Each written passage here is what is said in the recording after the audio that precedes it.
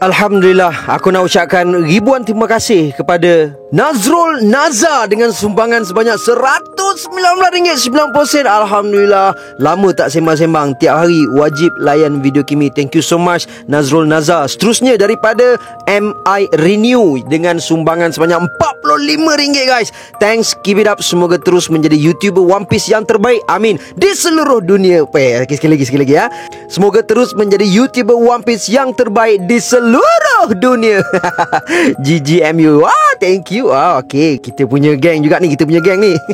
Seterusnya datang daripada Muhammad Saifuddin dengan sumbangan sebanyak RM15. Salam guys, tolong doakan kesihatan mak ayah saya kerana kesihatan mereka agak merosot. Terima kasih bang, semoga Allah permudahkan urusan kita semua. Jadi nakama semua, mari kita sama-sama doakan kepada mak ayahnya Saifuddin ni. Semoga Allah SWT segera berikan syifa kepada kedua-duanya. Seterusnya datang daripada Syahrul Razdan dengan sumbangan sebanyak RM6. Doakan kami sekeluarga dipermudahkan segala urusan dan cepat dapat anak. Amin, amin, amin. Semoga Allah SWT berikan segera zuriat kepada anda dan Allah SWT jadikan zuriat anda sampailah hari kiamat anak-anak yang baik, taat kepada kedua bapanya. Jadi kepada korang yang ingin hadiahkan kepada aku super thanks ini, aku appreciate sangat-sangat, dan ini juga akan menjadikan aku sentiasa bersemangat dalam menghasilkan konten seterusnya. Aku juga nak ucapkan thank you bagi korang yang sudi menonton, like dan komen dalam video ini. What up gang, Malaysia, Indonesia, Singapura, Brunei. Assalamualaikum, it's your boy Kimi Skoverto and welcome back to my channel yang semestinya hanya akan borakkan berkenaan dengan One Piece. Alright guys, kali ini kita nak review manga One Piece chapter 1094. Tapi sebelum kita teruskan dengan chapter ini, jom kita recap sikit what happened in the last chapter. Pada chapter yang lepas, kita dapat melihat Luffy yang telah bertarung dengan Kizaru, namun Kizaru tidak mempedulikan Luffy dan hanya fokus kepada misinya, iaitu membunuh Dr. Vegapunk. Lalu Vegapunk juga mahu selamatkan Bonnie bersama-sama Atlas, Sanji dan Franky. Namun pada suatu ketika, Kizaru telah mempunyai peluang untuk menyerang Vegapunk 8, namun serangan tersebut telah dihalang oleh Luffy dan terlihat Luffy memakannya. Jadi pada akhirnya Atlas juga telah berjaya mengubah arahan kepada Pasifista untuk menghapuskan pihak Marine. So nak tahu apa yang berlaku dalam chapter ini, jadi jom let's proceed with the content. Tapi sebelum itu, kepada korang yang belum lagi subscribe, jangan lupa untuk subscribe dan menekan bell notification button supaya korang tak ketinggalan video-video dari aku. Follow TikTok Kimi Skoverto untuk mendengarkan fakta-fakta dan teori-teori pendek dari aku. Sekiranya korang nak bagi hadiah kepada aku, jangan lupa untuk komen dengan nilai sumbangan super thanks seikhlas hati korang. Join membership yang bernilai RM5 sebulan untuk sertai 10 giveaway, access to one quality content dan menonton 1 jam awal video chapter review setiap bulan. Ayo kita bantu channel ini berkembang setanding dengan channel-channel teori yang ada di seluruh dunia. Say with me guys, Ikuzo Yarodomo. Ramai yang gemakannya, terasa segar sentiasa, resepi yang kau sokam, tinggi kualiti gadunya, sungguh enak dimakan begitu. Title ataupun judul untuk chapter ini ialah Gorosei, Science Defense Deity Senji Garcia Saturn. Membuka tirai chapter ini, kita dapat melihat Atlas yang telah memberi arahan kepada Pasifista untuk melenyapkan pihak Marine, dan authority chief yang paling tinggi untuk beri arahan kepada Pasifista adalah Gorosei. Lalu anggota Marine telah sedar dan mereka pun berasa gementar dan takut kerana Pasifista telah dikawal oleh orang lain. Lalu terlihat Pasifista telah menerima arahan tersebut dan setiap Pasifista telah bersedia dan menghalakan serangan kepada Marine. Akibat daripada keadaan tersebut, terlihat sebahagian pihak Marine telah menerima serangan Pasifista itu, sehingga mungkin ada di antara mereka telah pun mati. Namun walaupun keadaan sedang berada dalam situasi yang sangat huru-hara, tetap ada pihak Marine yang perasan Vegapunk 8 dan mereka bersedia untuk menyerang Vegapunk 8 tersebut. Jadi apabila Vegapunk 8 dah nak jatuh ke bawah, Franky pun berkata, "Hey, kenapa kita menuju ke center? Kita akan jatuh." Namun Vegapunk menjawab, "Jangan risau. Tayar Vegapunk 8 ini dibuat dari Kairoseki, jadi ia takkan jatuh." Dalam masa yang sama juga, Sanji dan Atlas sedang menjerit Bonnie. Lalu Sanji telah nampak keberadaan Bonnie dan dia berkata, "Weh, aku dah jumpa dia." Namun Franky menjawab, "Betul ke? Mana? Aku tak nampak pun." Jadi Sanji pun marahlah sebab Franky yang meremehkan kemampuan pengesan wanita dia itu. Tapi ternyata Vegapunk percaya dengan kata-kata Sanji itu. Namun Vegapunk berkata yang Vegapunk ini tak mampu pergi dengan lebih cepat dengan keadaan seperti ini. Kerana itu akhirnya Sanji berkata yang dia akan bertindak dan selamatkan Bonnie terlebih dahulu. Beralih ke adegan jewelry Bonnie. Bonnie berkata, "Bagus, nampaknya Pasifista di pihak kita." Disebabkan itu, Bonnie terus munculkan dirinya di hadapan pihak Marine dan dengan segera dia telah memberikan satu serangan yang bernama Near Death experience kepada pihak Marine tersebut. Lalu kita dapat melihat Marine yang telah terkena serangan Bonnie itu, tiba-tiba mereka merasakan pengalaman yang seolah-olahnya mereka telah pun mati. Lalu adalah seorang Vice Admiral kat situ hairan terhadap anggota Marine yang lain kerana perilaku itu seperti seseorang yang sedang sengsara dan mempunyai mimpi yang sangat buruk. Namun semasa Bonnie cuba melarikan diri, tiba-tiba telah munculnya satu pasifista di hadapannya sambil pasifista itu berkata, "Hey Bonnie, jangan kamu fikir kamu dapat lari." Bonnie berasa hairan dan berkata, "Kenapa benda ini boleh berlaku?" Dan ternyata pasifista itu telah dikawal oleh seorang lagi Vice Admiral yang bernama Bluegrass. Kemampuannya adalah setiap yang ditungganginya akan mengikut arahannya, dan dia adalah pemakan devil fruit, dried fruit. Kemudian terlihat pasifista itu telah bersedia untuk berikan satu serangan laser beam kepada Bonnie. Namun Bonnie hanya terdiam kaku dan merenung ke pasifista itu kerana dia teringatkan tentang bapaknya.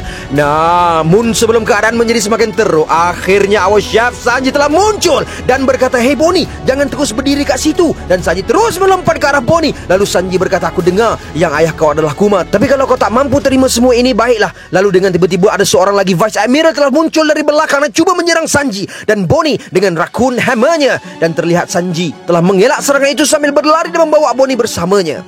Oi, kali ini menang besar Sanji. Lalu Sanji sempat masuk ke dalam Vega Tank 8 dan melarikan diri dari situ. Kemudian babak menunjukkan adegan di research level, di mana di situ sedang berlangsungnya pertarungan antara our hero Joy Boy Monkey Luffy dan Kizaru. Terlihat Luffy dan Kizaru saling membalas serangan antara mereka. Kizaru berkata, "Maaf, aku tak boleh fokus dengan misi aku kalau aku stay di sini." Luffy menjawab, "Itu pun misi aku juga." Lalu dengan tiba-tiba Kizaru telah hilang dan melarikan diri dari Luffy. Luffy telah mengejar Kizaru. Namun secara tiba-tiba Rob Lucci, Shimotsuki Zoro, Monkey D. Luffy dan Admiral Kizaru dapat merasakan sesuatu yang sangat kuat telah muncul. Tidak hanya itu, Jinbe juga dapat merasakannya dan dia berkata, "Aura apakah ini?" Lalu dengan tiba-tiba ada satu suara yang kuat telah kedengaran dan berkata, "Pasifista, berhenti!" Lalu tiba-tiba setiap pasifista telah berhenti. Jadi Atlas pun cuba untuk berikan arahan kepada pasifista, namun ianya tidak berkesan. Jadi Atlas berkata, "Tidak, nampaknya Gorosei sudah bertindak kerana Gorosei adalah pemegang authority chip yang paling tinggi untuk mengawal pasifista-pasifista ini." Lalu terlihat ada satu magic circle telah terbentuk, dan dalam masa yang sama juga Vegapunk berkata, "Aku merasakan sesuatu yang buruk akan berlaku. Ayo segera tinggalkan tempat ini."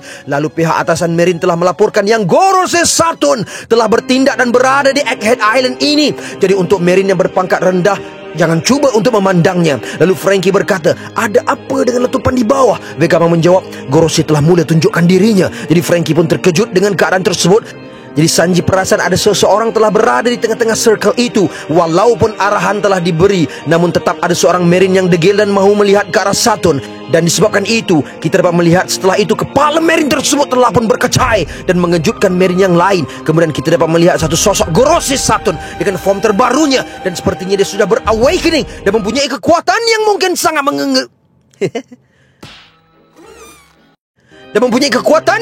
sangat menggerunkan dan tersangatlah overpower. Bonnie berkata, "Rasa sejenis apakah itu?" Sanji menjerit, "Berhati-hati atas kita." Dan ternyata landasan awan yang digunakan oleh Vega Tank 8 tiba-tiba telah terputus, dan ternyata itu adalah disebabkan serangan dari Kizaru. Dan Kizaru berkata, "Alamak, aku tersasar." Dan dari belakang Luffy dengan form Mr. Popeye-nya berkata, "Hei Kizaru, berhenti di situ." Kizaru berkata, "Kau tak ada limit ke untuk form itu?" Lalu Frankie menjerit, "Luffy, buat sesuatu!" Luffy menjawab, "Serahkan pada aku." Kemudian Kizaru telah berikan satu serangan light kepada Luffy dan menyebabkan Luffy yang terkena serangan itu telah berpusing-pusing seperti helikopter. Namun Luffy berkata, Gomu no White Star Gun." Dan ternyata Luffy telah berikan satu tumpukan tepat di muka Kizaru, dan terlihat tumpukan Luffy itu menembusi Kizaru seperti saatnya Kaido yang telah menerima serangan itu semasa di Onigashima sebelum ini. Dan terlihat juga telah timbul beberapa star atau bintang di sekitar Kizaru. Kizaru berkata, teruk ni. Dan setelah itu Luffy terlihat sudah mencapai limitnya dan jatuh ke bawah sambil terlihat mukanya menjadi semakin tua dan berkedut. Saturn yang melihat situasi tersebut telah berkata, "Nikah." Dan kemudiannya Luffy dan Vega Tank 8 telah jatuh ke bawah, dan yang lebih teruk adalah Vega Tank 8 itu jatuh berhadapan dengan Saturn. Lalu Frankie berkata, "Hey Vegapunk, kau okey tak?" Sanji juga berkata, "Atlas-chan, macam mana? Kau cedera tak?" Atlas menjawab, "Aku okey." Lalu Vegapunk dalam keadaan ketakutan berkata, "Saint Saturn." Saturn menjawab, "Aku fikir kau dah mati, Vegapunk." Kemudian Bonnie sedang menuju ke arah Saturn sambil dia mengingati sesuatu dari masa lalu bapa dia. Dan ditunjukkan Bonnie's memory, di mana ada satu bubble dialog berkata, "Saya telah memberi arahan, Vegapunk. Pasti tidak ada kesedaran yang kekal. Tapi jika kamu membuat demikian, Kuma akan..." Selepas itu Bonnie melompat dan menikam dada Saturn dengan pedangnya. Kemudian terlihat ada darah telah mengalir dari dada Saturn, sambil terlihat Bonnie dengan mengalirkan air matanya. Dan tamat untuk chapter 1094 ini. Gila lah guys. Chapter ni buat aku tak senang duduk guys. Meremang je bila aku baca chapter ni. Memang padulah. Jadi setakat itu sahaja penceritaan aku dalam video kali ini. Dan berita baiknya, minggu depan tak break. Jadi kita akan dapat melihat chapter seterusnya, which is 1095 pada minggu hadapan. Komen yang pertama datang daripada John Pedal Pedu. Bonnie tak boleh mudahkan balik Luffy ke? Curious pula. By the way, saya agak lagi curious bagaimana Oda nak endingkan cerita dia ini. Adakah semua capai dream dia orang ataupun tak semua? Happy ending atau sad ending? Faham, awal lagi nak cakap pasal ini, tapi kita dah nak macam nampak dah bayang-bayang ending. Satu lagi, ending video kata-kata semangat hari ni agak on point kat saya. Thank you. You are most welcome, John Pedal Padu. Seterusnya daripada Yus Farish. Ini sekadar teori liar. Macam mana kalau Oda twist yang sebenarnya Bonnie adalah ibu kepada Luffy? As we know, Bonnie pun karakter yang tangguh dalam perlawanan. And as we know, Bonnie hanya kalah sekali sahaja. Itu pun kalah dengan Blackbeard. Boleh jadi bila Saturn mula start action dia untuk melawan Luffy, untuk memaksa Bonnie keluar membantu Luffy, sebab Saturn tahu yang Bonnie ini isteri kepada Dragon. Maybe masa mula-mula Revolutionary Army ini ditubuhkan, Bonnie turut bersama Kuma dalam mission mereka dan dilamar oleh Dragon untuk kahwin dengan dia. Bila Bonnie berada di kampung untuk menjaga Luffy, dia mendapat khabar tentang Kuma dijadikan uji kaji World Government. Dia terus bergerak dan meninggalkan Luffy bersama Garp untuk berlayar ke laut. And we know hanya Bonnie sahaja kapten kapal perempuan yang berhasil menuju ke Grand Line dalam mencari kebenaran apa yang sudah jadi terhadap Kuma. Dan dengan kemampuan Devil Fruit dia, Bonnie mampu menukarkan fizikalnya menjadi remaja untuk tidak mendedahkan fizikalnya yang sebenar, sehinggalah identitinya yang sebenar dapat dikesan oleh Gorosei sendiri. Belum pernah lagi kita nampak kapten lanun perempuan yang berhasil sampai ke Grand Line kecuali Bonnie. Berkat pengalamannya berlayar bersama Kuma suatu masa dulu membolehkan mereka melepasi Grand Line dan sampai ke New World. Dan persamaan antara Bonnie dengan Luffy, kita boleh nampak kedua-duanya karakter yang keras kepala. Mereka juga sama bila dapat makan, habis sapu semua makanan. Dua-dua suka makan daging. Sebab itulah kenapa Saturn memilih untuk target Bonnie. Sekian daripada teori tentang Bonnie cuan. Seterusnya datang daripada Awi Sayang Anarcho. Assalamualaikum bang. Waalaikumsalam. Saya ada satu teori yang mana nanti final war mungkin 2D versus 1D. Yang macam kita tahu Luffy akan melawan dengan Tish. Tapi part paling surprise adalah lagi seorang yang bernama D adalah Kobe. Sebab scene ini akan ikut macam peristiwa di God Valley yang mana Roger team up dengan Garp. Sebab Kobe ni watak first sekali yang Luffy jumpa, takkanlah Oda nak buat dia biasa-biasa. Mesti ada something special yang Oda simpan untuk dia. Lagipun dia ditrain oleh Garp, jadi tak mustahil dia mampu kuasai semua jenis haki satu hari nanti. Sekadar teori sahaja. Seterusnya daripada Nazmil. Assalamualaikum Kimi. Saya pun berpendapat yang Dragon adalah anak kepada Zebek. Dan jika peristiwa di God Valley menyebabkan Zebek mati, maka kemungkinan besar Devil Fruit Zebek diambil oleh Garp dan diberikan kepada Dragon sebagai waris Zebek. Terima kasih guys kerana menonton video ini. Dan jika korang mempunyai pendapat atau teori dan sebagainya, bolehlah dropkan komen di bawah. So that's all I have untuk perkongsian kita pada kali ini. And gang, before I end, sedikit renungan. Akan datang suatu masa nanti, mereka-mereka yang tidak percayakan kita akan ceritakan kepada semua orang bahawa kita adalah kawan mereka. Apabila kita progres dalam senyap, ia akan menghalang orang luar dari menyerang. Kesunyian adalah sebuah harga apabila kita mula untuk baiki diri kita. Apabila anda nampak sesiapa saja yang cuba untuk menjatuhkan anda, sebenarnya dia sudah pun berada di bawah anda. Kegagalan adalah sebuah lebam, bukanlah tatu. Kebenarannya adalah semua orang akan cuba untuk sakiti kita. Kita hanya perlu mencari orang yang berbaloi untuk disakitkan. Sekali-sekala, berdirilah sebentar, lihat sejenak circle mana yang kita berada.